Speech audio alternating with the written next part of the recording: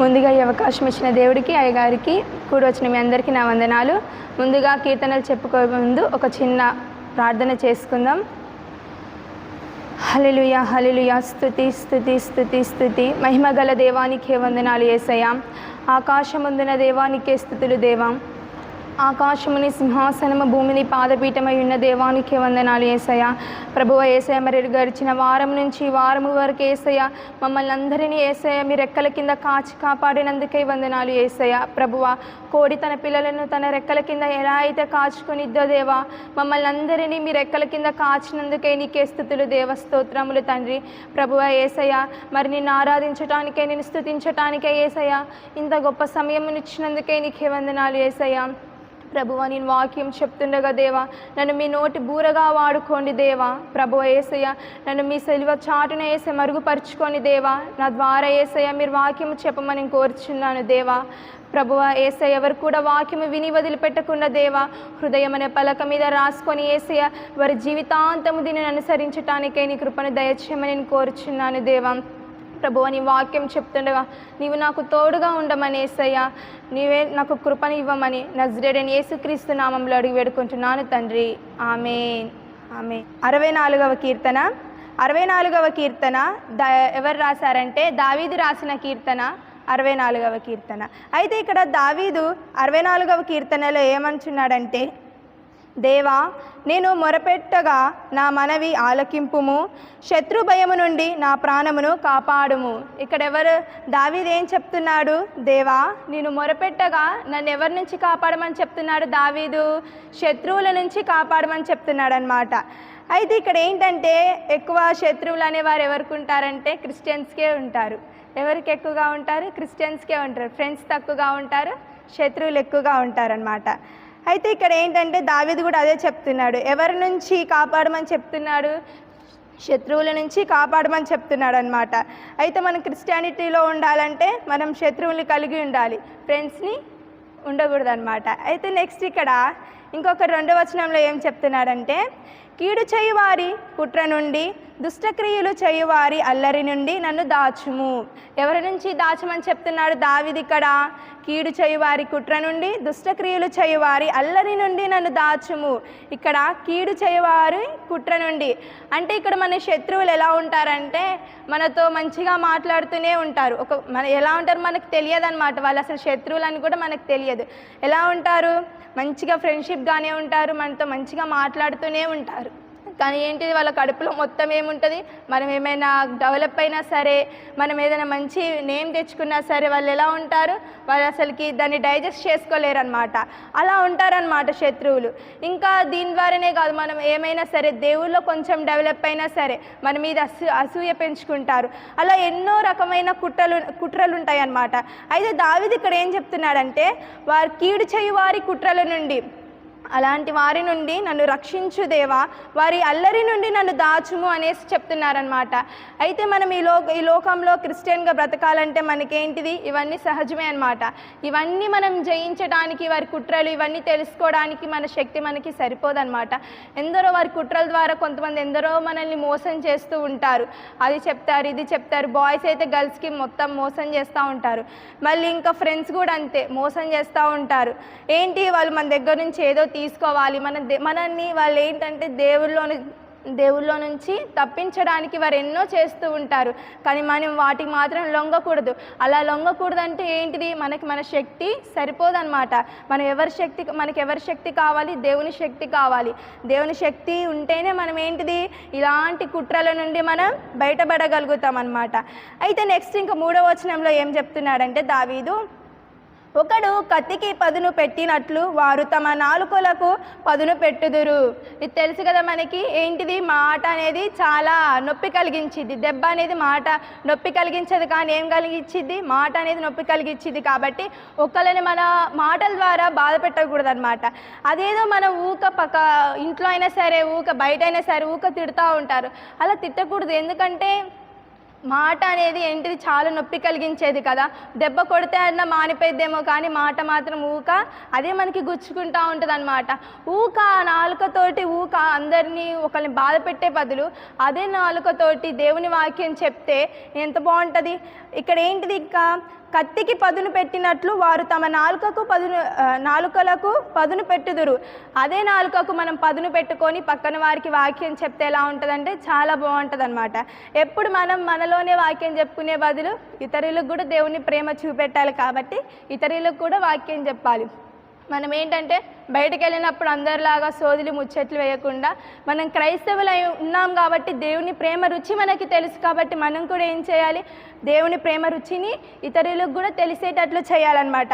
అలా మన నాలుకతోటి ఏంటిది పక్కన వాళ్ళు తిట్టడం కాకుండా మన నాలుకలతోటి ఏంటిది ప్రభువు ప్రేమ అందరికీ తెలియపరచాలన్నమాట. నెక్స్ట్ 4వ వచనంలో దావీదు ఏం చెప్తారంటే, యథార్థవంతులను కొట్టవలెనని చాటైన స్థలములలో చేదు మాటలను బాణములుగా సంధించుదురు. వాళ్ళు ఎప్పుడు మనల్ని అటాక్ చేయాలనే చూస్తారనమాట. వాళ్ళ అసలు టాస్క్ ఏంటి, ఎప్పుడు అటాక్ చేయాలి. ఎన్ని టైప్స్గా వాళ్ళు మనల్ని అటాక్ చేయాలనుకున్నా సరే అదంతా ఎవరి పని, సాతాను పని కదా. ఏంటిది ఇప్పుడు సాతాను టాస్క్ ఏంటంటే, ఆల్రెడీ సగం మంది లోకంలో ఉన్నారు, అంటే వాళ్ళందరూ కూడా దాని రాజ్యానికి వారసులు అనమాట. ఇప్పుడు ఈ కొంతమంది క్రైస్తవులను కూడా అది తన రాజ్యంలోకి తీసుకోవాలని చూస్తుందన్నమాట. కాబట్టి ఏంటిది దాని టాస్క్ ఎప్పుడు ఎవరి వైపు ఉంటుంది, యథార్థవంతుల వైపు ఉంటుంది. కాబట్టి మనం దాన్ని తెలుసుకోవాలంటే ఏం కావాలి, దాన్ని జయించాలంటే దేవుని శక్తే కావాలి. మన శక్తి ఏమాత్రమును సరిపోదన్నమాట.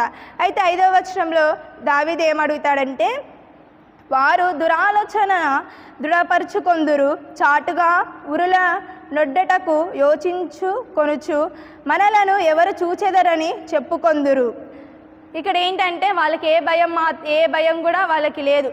వాళ్ళకి ఏంటిదంటే వాళ్ళకు ఒక దేవుడి భయం ఉండదు, ఒక వాళ్ళ తల్లిదండ్రుల భయం ఉండదు, ఎవరి భయం ఉండదు. కాబట్టి వాళ్ళు ఏంటంటే దేన్నైనా చేయడానికి వాళ్ళు ఏంటిదంటే ఆలోచించారనమాట. ఇప్పుడు ఎంతోమంది మనం కూడా చూస్తున్నాము, ఎంతోమందిని చంపి మళ్ళీ దాన్ని ఏమంటారు, అది జస్ట్ సహజ మరణంగాను ఆత్మహత్యగాను చెప్తూ ఉంటారనమాట. అలాగ వాళ్ళు దేనికి భయపడరు. మన దేవుడే నిజమైన దేవుడు కాబట్టి మనం మన దేవుడికి భయపడి ఇలా వీళ్ళలాగా మనం చేయకుండా ఎలా ఉండాలి, నీతి కలిగి ఉండాలి. వాళ్ళు ఎలానో వాళ్ళ దేవుడికి భయపడరు, మనమన్నా మన దేవుడికి భయపడి ఎలా ఉండాలి, నీతిగా బ్రతకాలన్నమాట. వాళ్ళలో నీతి లేదు, మనమైనా నీతిగా ఉండాలి. మనం నీతిగా ఉంటే మనల్ని చూసి వారు కూడా నేర్చుకుంటారనమాట. మనం కూడా నీతిగా ఉండి మరలా మనం తప్పిపోతే అది ఎంత దారుణంగా ఉంటుంది కదా. అయితే ఇంకా నెక్స్ట్ దేవుణ్ణి ఏమడుగుతాడంటే, ఇంకా దావీదు 7వ వచనంలో, దేవుడు బాణముతో వారిని కొట్టును, వారు ఆకస్మికముగా గాయపరచబడిదేరు. ఇక్కడ ఏం చెప్తున్నారంటే, దేవుడు వారిని ఊరికే వదిలిపెట్టారు. ఏంటిదంటే దేవుని బిడ్డలని బాధపరిచిన వారిని దేవుడు ఉత్తిగానే వదిలిపెడతారా? ఎవరిని వదిలిపెట్టాడు. ఇక్కడ కాపైన వారికి ఎక్కడుంటుంది, నరకంలో ఉంటుంది. అయితే నెక్స్ట్ ఇంకా 8వ వచనంలో, వారు కూలెదరు, వారు కూలుటకు వారి నాలుకే కారణము, వారిని చూచువారందరూ తల ఊచుదురు. ఏంటిది ఇక్కడ ఏం చెప్తున్నారంటే, వారు కూలెదరు, దేవుడు వారిని ఊరికనే వదిలిపెట్టరు అనమాట. దేవుడు ఏం చేస్తాడు, ప్రతి వారికి వాని క్రియల చొప్పున ప్రతి వానికి ఏం చేసిస్తాడు, దేవుడు జీతం ఇస్తాడు అనమాట.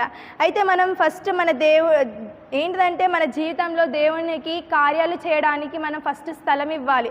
ఫస్ట్ మనం ఏం చేయాలి, దేవుడు మన జీవితంలో కార్యాలు చేయడానికి మనం ఏమి ఇవ్వాలి, ఫస్ట్ స్థలం ఇవ్వాలన్నమాట. ఫస్ట్ దేవుడికి ఒక అవకాశం ఇవ్వాలి. దేవునికి అవకాశం ఇవ్వకపోతే ఇప్పుడు మనం ఎలా ఉంటాం, శత్రువులలాగా పాపులలాగా ఉంటామన్నమాట. అయితే నేను మీకు ఒక చిన్న సాక్ష్యం చెప్తాను. అయితే ఏంటంటే ఫస్ట్ ఒక ముస్లిం ఆమె, ఇక్కడ తను కాదు, పాకిస్తాన్, తన పేరు గుల్షన్ అనమాట. అయితే తను ఏంటిదంటే వాళ్ళు ఇస్లాం ఏంటిది, పాకిస్తాన్ అంటే మ్యాక్సిమం ఎవరుంటారు, మొత్తం ఇస్లామిక్కే కదా. అయితే వాళ్ళ డాడీ ఏంటంటే ఇస్లామిక్కి లీడర్ అనమాట. అయితే తను పుట్టగానే వాళ్ళ అమ్మగారు ఏమవుతారంటే చనిపోతారనమాట. చాలా రిచ్ ఫ్యామిలీ, చాలా అంటే చాలా రిచ్ ఫ్యామిలీ. వాళ్ళ డాడీ ఇస్లామిక్ లీడర్, వాళ్ళంతా బాగుంటారు అనమాట, మొత్తం ఇస్లామిక్కే అనమాట. అయితే ఏమైందంటే తను పుట్టగానే వారి అమ్మగారు చనిపోగానే వారు అందరూ బాధపడతారు. అయితే వాళ్ళ నాన్నగారు ఏం చేస్తారంటే హోమ్ టేకర్ని పెడతారు. ఎందుకంటే పాపని గుల్షన్ అనే ఒక పాపని చూసుకోవడానికి హోమ్ టేకర్ని పెడతారనమాట. అయితే హోమ్ టేకర్ ఏం చేసిద్దంటే గుల్షన్ని సరిగ్గా చూసుకోకపోయేదన్నమాట. అలా చూసుకోకపోవడం వల్ల తనకి ఏమైంది, ఫీవర్ వచ్చింది. ఫీవర్ రావడం ద్వారా ఫీవర్ అనేది కాస్త పోలియో డిసీజ్గా మారిపోయింది అనమాట. పోలియో జబ్బుగా మారిపోయి తను ఏమైందంటే లెఫ్ట్ హ్యాండ్ లెఫ్ట్ లెగ్ అనేది పోలియో వచ్చేసి తను నడవలేకపోయింది. వెళ్ళిద్ది. అయితే తను ఇలా చాలా సంవత్సరాలు అలా బాధపడిద్ది అనమాట. అయితే తను చాలామంది దగ్గరికి వెళ్ళిద్ది. అయితే ఒకసారి డాక్టర్ చాలా దేవుళ్ళ దగ్గరికి తిరిగిద్ది, వాళ్ళ ఇస్లామిక్ దేవుళ్ళ దగ్గరికే తిరిగిద్ది. నెక్స్ట్ ఒక డాక్టర్ దగ్గరికి వెళ్ళిద్ది. డాక్టర్ దగ్గరికి వెళ్తే డాక్టర్ అని చెప్తారు కదా, అమ్మ అసలు నీ రోగానికి ఒక మెడిసిన్ అనేదే లేదు, జస్ట్ నీ రోగానికి ఒక ప్రార్థన ఒకటి మార్గం, ఇంకేదీ లేదని చెప్తారు. వాళ్ళ నాన్నగారు ఏం చేస్తారంటే, వీళ్ళు ఇస్లామిక్ కాబట్టి మసీద్ చుట్టూ, మక్కా మసీద్ చుట్టూ తిరుగుతారు. జంజం పానీ అనేసి ఉంటాయి నీళ్ళు, ఆ హాగరు ప్రార్థించగా వచ్చిన నీళ్ళు ఉంటాయి కదా, వాటిలలో అవి వాళ్ళు పవిత్ర నీళ్ళుగా భావిస్తారనమాట. వాటిలలో స్నానం చేస్తారు, పాదయాత్ర చేస్తారు మొత్తం. అయినా సరే వారికి ఏంటిది స్వస్థత కలగదనమాట. అయితే ఈ గుల్షన్కి మొత్తం తన ఖురాన్ గురించి మొత్తం తెలుసు. ఖురాన్లో కూడా ఉంటుంది యేసు నిజమైన దేవుడు, తను వస్తాడు, రాకడ దినమనందు ఉంటుంది. అయితే తను ఏం చేసిద్దంటే, గదిలోకి ఒంటరిగా వెళ్ళి, ప్రభువా నువ్వు నిజమైన దేవుడు అని ఉంది కదా, మరి నాకు నిజమైన దేవుడు నీవైతే నాకు స్వస్థత కలుగజేయి అనేసి 3 సంవత్సరాలు తను ఏంటిదంటే విసుకగా ప్రార్థించిద్ది అనమాట. ఎన్ని సంవత్సరాలు? 3 సంవత్సరాలు విసుకగా ప్రార్థించినప్పుడు తనకు ఒక రోజు ఏమైందంటే, అయినా స్వస్థత కలగదు. ఒకరోజు తను ఒంటరిగా గదిలో కూర్చొని ప్రార్థించిద్ది, ప్రభువా నాకు నువ్వు స్వస్థతనిచ్చే దేవుడవు కదా, మరి ఇక నేను చదివాను కదా, మరి నాకు ఎందుకు స్వస్థతని ఇవ్వట్లేదు, నాకు స్వస్థతని ఇవ్వు అనేసి చాలా గట్టిగా ప్రార్థించినప్పుడు, అయితే తనకి ఏమైందంటే ఒక టాల్గా ఒక పెద్ద మనిషి తన ఎదురంగా ఉంటాడనమాట. తనకు అలా వచ్చింది, తన కళ కాదు, తను నిజంగానే చూసింది. ఒక చాలా టాల్గా ఉండే వ్యక్తి తన ముందుంటాడనమాట. గుల్షన్ నువ్వు లే అని అనగానే, ప్రభువా నాకు కాలు లేవు, నేను లెగలేను అని అంటే, గుల్షన్ నువ్వు లేచి నిల్చొని నా దగ్గరికి రా అనగానే తను ఏం చేసిద్దంటే లేచి నిల్చొని దేవుడి దగ్గరికి వెళ్ళిద్ది అనమాట. తను ఎంతో ఆనందపడిద్ది అనమాట. మొత్తం గంతులేస్తూ ఉంటుంది. కింద వాళ్ళందరూ ఏంటి ఆమె నడవలేదు, కానీ ఏంటి సౌండ్స్ ఇవన్నీ ఏంటి అనేసి తొందరగా పైకి వెళ్తే ఏమైందంటే ఇలా చెప్పిద్ది అనమాట, నేను ఇలా దేవుణ్ణి చూశాను, యేసుక్రీస్తు నాకు కనపడాడు, యేసుక్రీస్తే నిజమైన దేవుడు అనేసి అందరికీ చెప్పడం మొదలుపెట్టిద్ది అనమాట. అయితే తను గుల్షన్గా ఉన్న పేరు తను క్రిస్టియానిటీలోకి వచ్చిన తర్వాత ఏమని మార్చుకునిద్ది అంటే గుల్షన్ ఎస్తేర్గా మార్చుకునిద్ది అనమాట. అలా వాళ్ళనే కాదు, ఎంతోమంది ముస్లిమ్స్, ఎంతోమంది హిందూస్ ఎందులోకి కన్వర్ట్ అవుతున్నారు, క్రిస్టియానిటీలోకి కన్వర్ట్ అవుతున్నారు.